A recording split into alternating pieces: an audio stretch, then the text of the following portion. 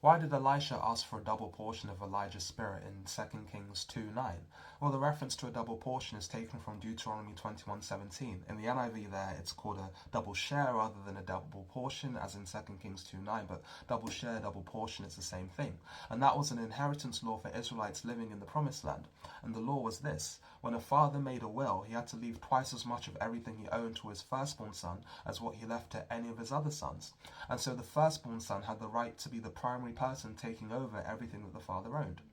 Similarly, just as a father dies and is leaving earth, which is why they're making a will, Elisha recognized that Elijah was also leaving earth, not by death, but by being taken up to heaven. But it was the same effect in the sense that Elijah was leaving the earth permanently, and that's why the need for the will and the talk about these will laws was relevant.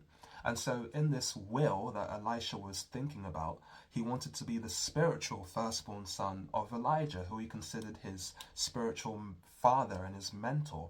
And the will he was talking about wasn't about leaving money or land or things like this, but leaving his spirit. And what he means by spirit is Elijah's ministry and the spiritual power by which God allowed Elijah to do the ministry. So what Elisha was asking for was the right to be the primary person to take over Elijah's ministry and the spiritual power by which he did that ministry.